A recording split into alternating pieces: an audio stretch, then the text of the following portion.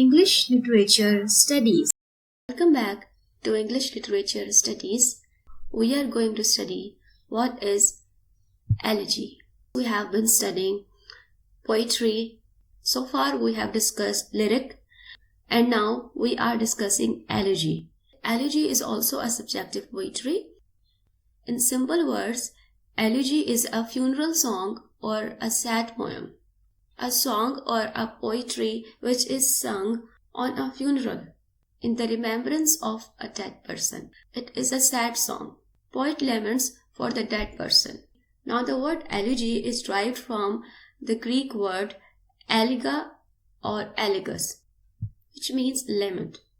It is a mournful poem of lamentation for an individual's death. When a person dies, the poet writes a mournful poem in the remembrance of the dead person.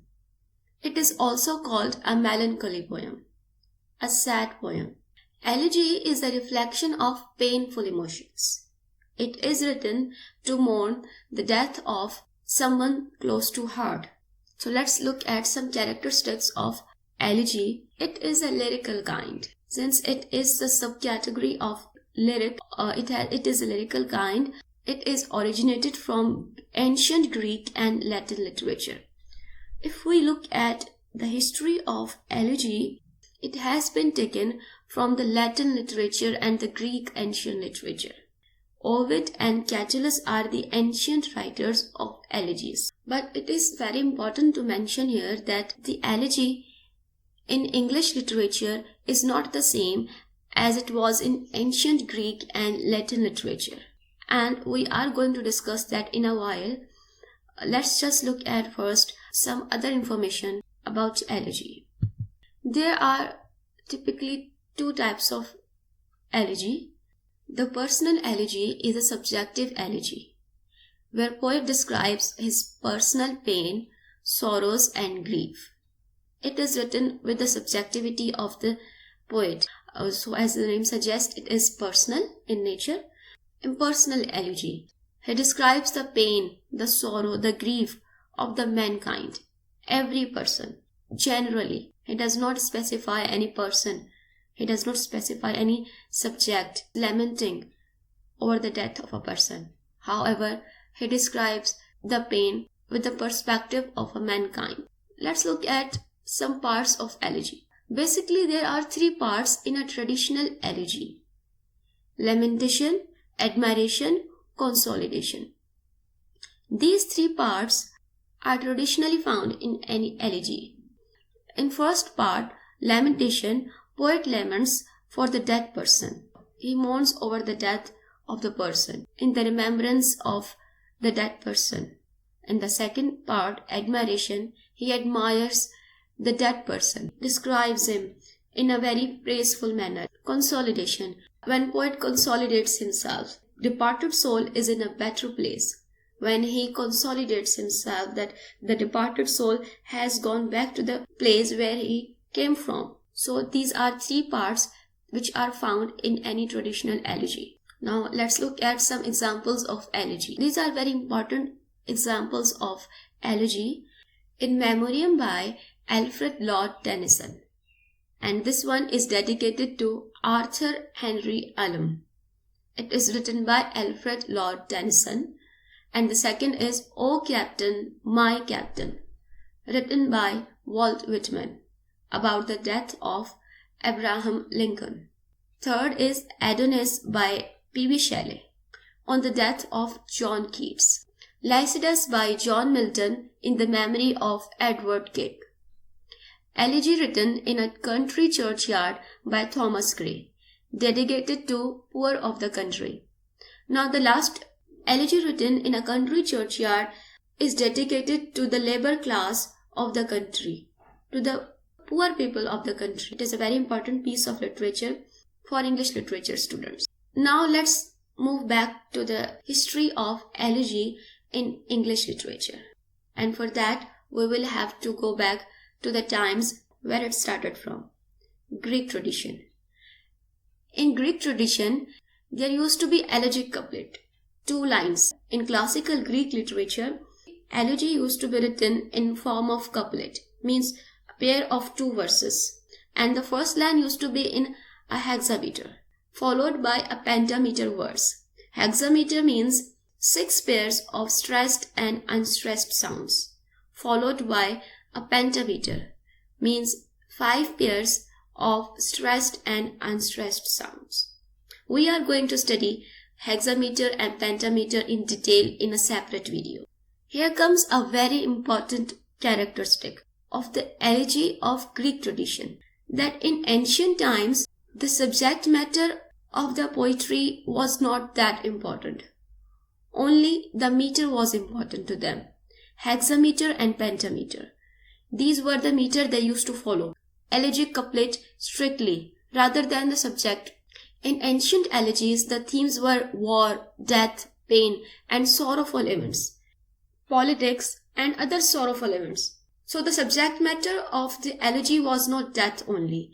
As in English literature, the term elegy applies to a mournful song. But in classical elegy, the themes were war, death, any sorrowful event. So it is very important point to remember that the themes were not that important, but the rhyming pattern, the meter. So in simple words, in ancient times, elegy was not written to mourn death only. However, it was the serious reflection of any painful emotion related to war, to death, to love, to politics, anything. It was not centered with the topic of death only. However, they had a mourning song. So their mourning song was austere, almost brief, albeit often perfect with its brevity. This was their mourning poem or song. Those couplet elegiac form, the hexameter and the pentameter verses were meant to write on an epitaph of the dead person. So what was the function of the elegy in the ancient Greek literature? When a person dies, the epitaph is written on the tombstone. These hexameter and pentameter verses, this elegiac couplet used to be written in the form of inscription on an epitaph. So the epitaph is an inscription written on the tombstone of the dead person, which includes the name of the person, the date of the birth of the person, and the death date of the person, and some verses written in the memory of that person. So this was the only function of elegy in classical literature. The development of elegy. The development of elegy in English literature came into being in 16th century. In England, elegy was described as a mournful death song. And in 18th century, Romantic poets reinvented elegiac stanza in English language. In 16th century, the definition, the meaning of the elegy in English literature changed, and it was described as a mournful death song. This was a time when the elegy evolved in English literature. It took its form in English literature in the form of a mournful death song, recognized as a mournful death song in 16th century. Modern elegy does not follow any rhyme, structure, and meter. In ancient Greek elegy, rhyme, structure, and meter was more important than subject matter. But English elegy, themes are more important than that. The theme must be a mournful theme. Meaning of the elegy in English literature is also widened, but the basic meaning of elegy in English literature is a mournful death song, a mournful death poem. Now let's look at pastoral elegy.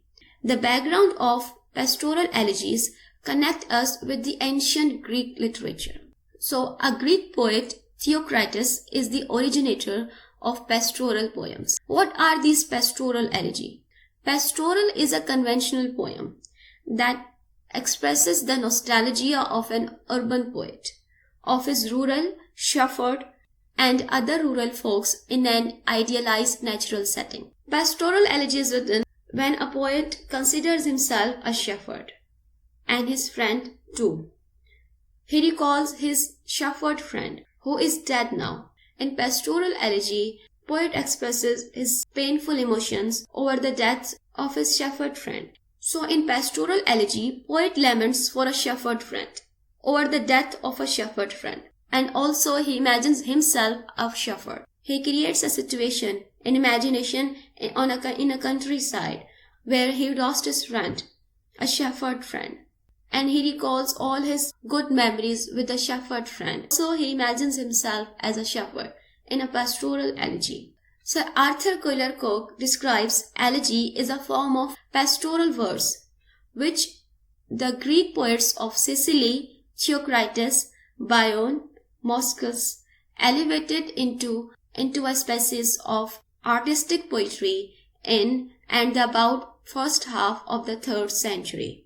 It happened in the first half of the 3rd century when Theocritus mourns for his banishment from home and imagines himself a Sicilian shepherd, Daphnis. When Theocritus wrote his Pastoral Elegy, he expressed his sorrowful emotions on the banishment when he was banished from home, his country. Later, Virgil imitated Theocritus' pastoral form of elegy, and then it passed on from Theocritus to Virgil in English language. Now let's look at the major differences between ancient and modern elegy. The ancient elegy was decided with meter and rhyming scheme. However, in modern elegy is decided with the subject matter, not the meter. In ancient elegy, rhyming scheme and meter was more important than the subject matter. The subject was not that important because that was not specified. That was not compulsory to be only a death poem. But the meter and rhyming scheme were very important. They used to follow the hexameter and the pentameter structure. They used to write in couplet form, the elegiac couplet. But in modern elegy, subject matter is much more important than the meter. Meter is not that much followed, but the subject matter is very important and it is strictly followed. A piece of literature is described an elegy if there's a mourning strain. Ancient elegy was based on themes of love, on themes like love, war, death, politics. And in modern elegy, themes are death, the departed soul. So it is very clear now that the themes of ancient elegies were like love, war, death, any political affair. But in modern elegy, the theme should be death, the departed soul. The subject matter should be the death only. So this is all about elegy in this video. Since learning is a never-ending process, so if you have anything to share about this topic, elegy, then you can share your part of knowledge in the comment section. Thank you so much for watching English Literature Studies.